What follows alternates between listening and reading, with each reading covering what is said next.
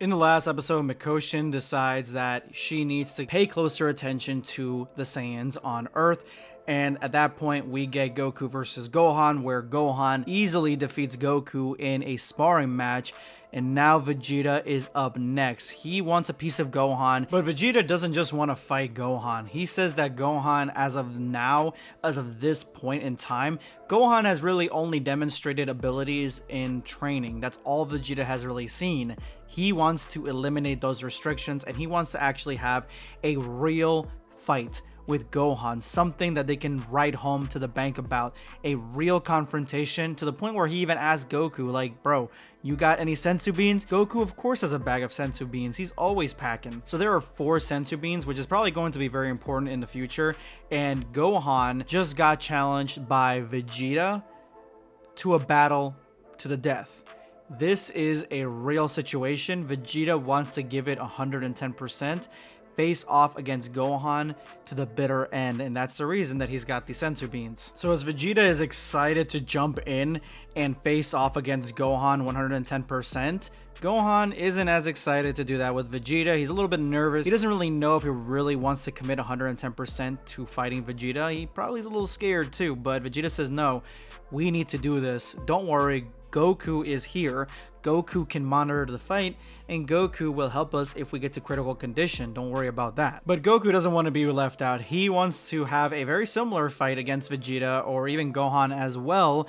But Vegeta says, alright, your turn will come, but make sure you keep hold of one of those senzu beans and be ready to use instant transmission if you need to use it. Vegeta ends up being reasonable and gives Gohan a handicap. He says that for this fight, we will both be at the exact same level of ki, and we should not go past that. We should be 100% in whatever level that we are, as long as we're even, and stay within transformations that we both can do, because he knows that Gohan can't go into Super Saiyan Blue, so he needs to keep it as fair as possible just in case. And that way it really shows what power and what strength and what tactics Gohan has against somebody like Vegeta, where Vegeta is not just one-shotting him with Super Saiyan Blue.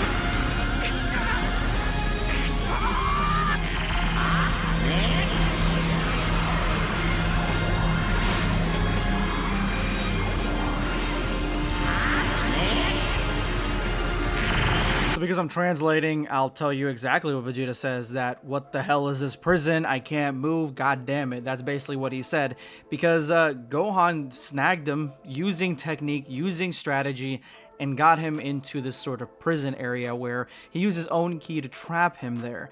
And in my last video, I got a lot of people saying, oh, this looks just like, you know, a video game, this, you know, blah, blah, blah. This looks like Superhero. I mean, Superhero has more polish, but It's essentially the same thing, and this is fan made, and I think this battle was damn good, in my opinion.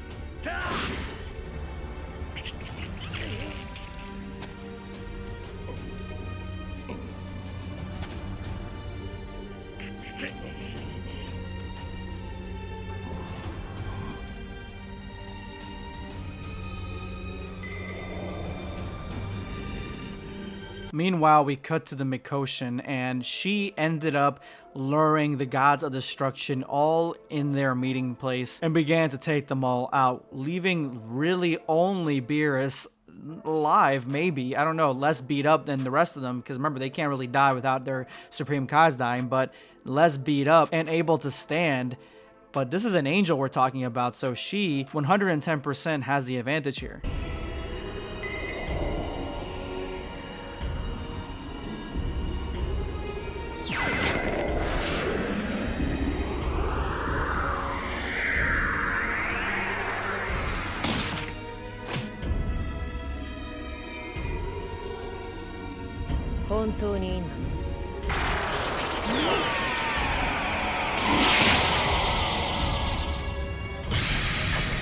After witnessing this angel kill his own brother right in front of him, Beerus is asking, why the hell are you doing this? What is going on?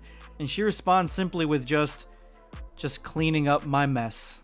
The Mikoshin explains to Beerus that for thousands of years, your only job was to use the power of Hakai to rid the universe of the enemies, of the people, of the mortals, and bring balance to the universes. And year after year, the gods of destruction have failed, specifically Beerus. He has not done his job suited for him and really has not held up to the standard that the Mikotion thought that the gods of destruction would do. And so she is thinking that they're a waste of space, a waste of time, and they need to be taken care of. That's exactly why she has done what she's done up to this point. Beerus argues that he has delivered judgment on all the enemies of Universe 7.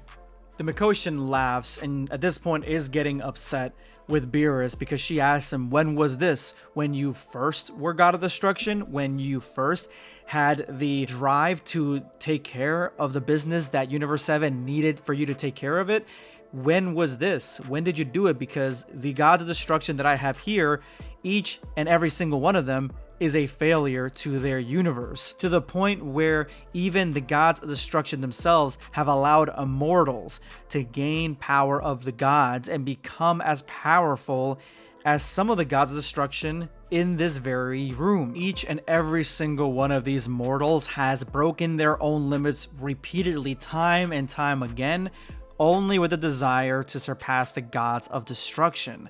And with that, surpassing the gods of destruction, putting the entire universe in jeopardy with their strength alone. With the gods of destruction in this very room using themselves as guides or masters for these people when they pose such a huge threat to the balance and the titles that the god of destruction job originally is. Beerus only has one thing to respond to this and says that times have changed and it's not like it was in the past. Now we encourage the mortals to get stronger and stronger. That's just evolution. They need to evolve. She says, what you call evolution, I call failure to do your job. The Mikotion explains that the last few decades she's watched and seen exactly what's going on in these universes, and she was always wondering when the gods of destruction were going to take charge and do something about these threats, but no more. Now she is here to clean house, and she is going to take care of these threats herself. She says, you see, Beerus, if something doesn't work, then you need to change it or eliminate it. And that is when Beerus tells her that she's gone crazy. She is now a rogue angel, and he needs to do anything he can to stop her.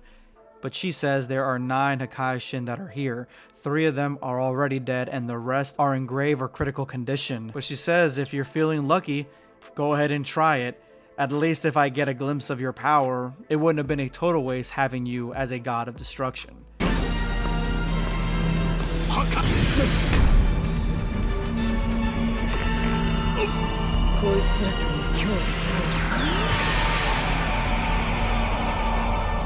You are not interesting, and with that, Beerus has been Hakai'd.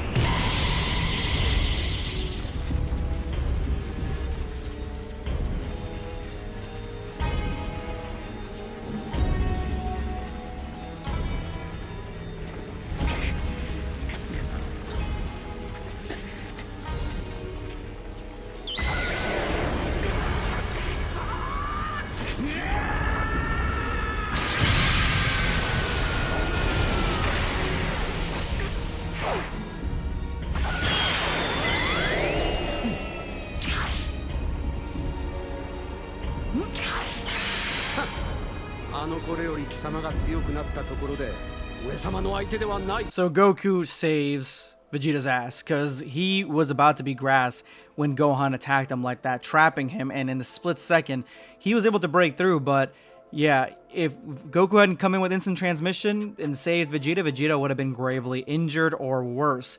Even Vegeta says that was a very interesting set of attacks, young Gohan. Vegeta says, and probably, lying here, but tells Gohan that don't think that that amount of power was enough to kill me. So it would have probably seriously injured him, just exactly what Vegeta said the qualifications of Goku saving either of them was. But Gohan says, no, I knew that wasn't going to kill you, but I figured that that would force you to break the rules. He actually thought that Vegeta was going to transform in that pod to break through it, to break even disqualifying himself, like break that rule instead of just breaking the rule of having Goku come in. So he thought that he could push him to go maybe Super Saiyan Blue because Vegeta does not have Super Saiyan 3. He figured he could get him to do that, but at the end of the day, Goku jumped in first. Gohan had actually underestimated Vegeta because he did not think, and now we know that they're both in Super Saiyan 2, that Vegeta was able to break that barrier in Super Saiyan 2. He figured that Vegeta was going to be stuck unless he transformed. So Vegeta's actually a lot stronger in Super Saiyan 2 than Gohan originally gave him credit for. This triggers Vegeta. At this point, he's like, listen, we're not playing these games. No one's leaving this battlefield until somebody gets KO'd. And completely. That's the rule, because at this point you're playing games, you're trying to force you to transform, and that's not the proper way a Saiyan needs to fight. That's not the proper way a Saiyan needs to win. But Vegeta does reflect on the fact that Gohan is actually way stronger than he originally had thought, than he originally had given him credit for, which is good. Back to scolding, he tells Gohan that he needs to stop that stupid trying to drop his guard in the middle of combat because it's going to get you killed, and it's not something that he should be following or picking up from his idiot father. Vegeta tells him this is a fight to the death. This fight that you're in right now, realistically right now, as you bowed to me, I could have cut your head off and taken you out the fight that way. So you need to be more aware of your surroundings and always be on guard. Make sure that you leave sympathy completely out the door. All these pleasantries, you are here to fight me, and you will treat this battle with the seriousness that it deserves, the same seriousness that I am giving it.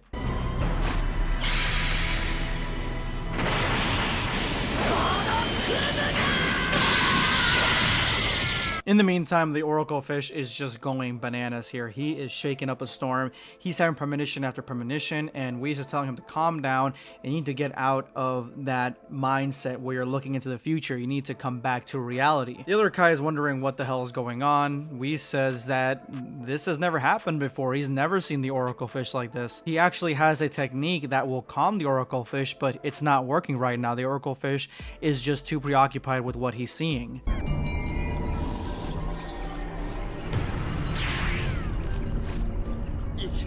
がせんかったがのう。かろうじて生きていましたか。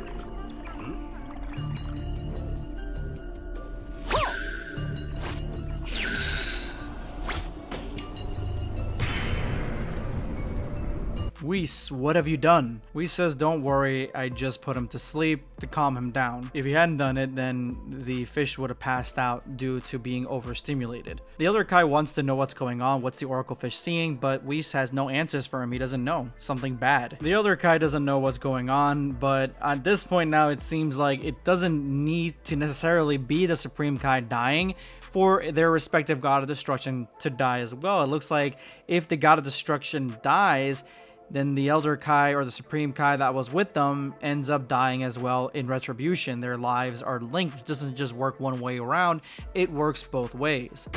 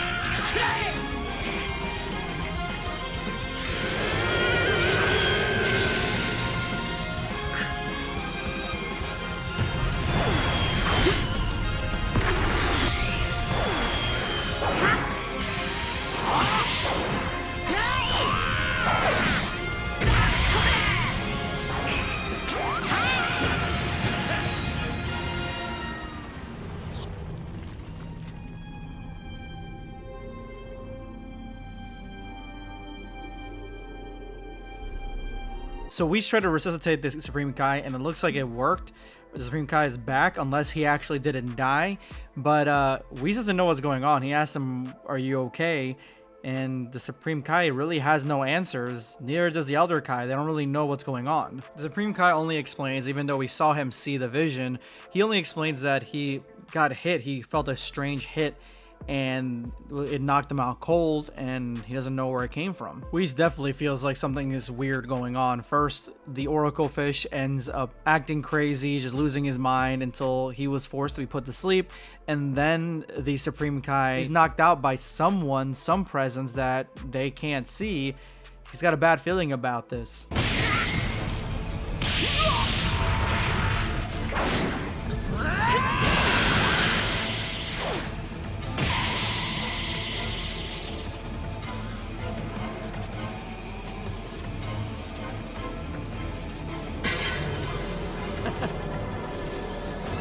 Speaking of not knowing what's going on, Vegeta is confused as to how Gohan's movements and strength keep rising. His movements get sharper, and he hasn't changed transformation. He's still in Super Saiyan 2, but he is getting stronger throughout this fight and getting far more intuitive. So there's something else going on with Gohan that Vegeta didn't account for when he came up with this rule about both of them staying in the same transformation. Vegeta says that, "Don't get tired on me yet, Gohan. I still want to push this battle as far as it can go.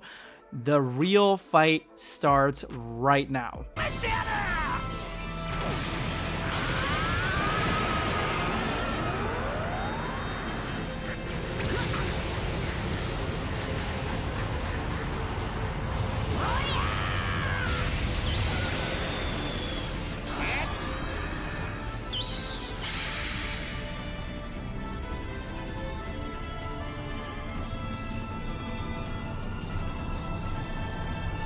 And that is where we end today's video. Let me know what you guys thought of part 2 of the Mikotion saga. It's going to be Blackscape signing off. Take care, guys. Subscribe for more content. Or perish.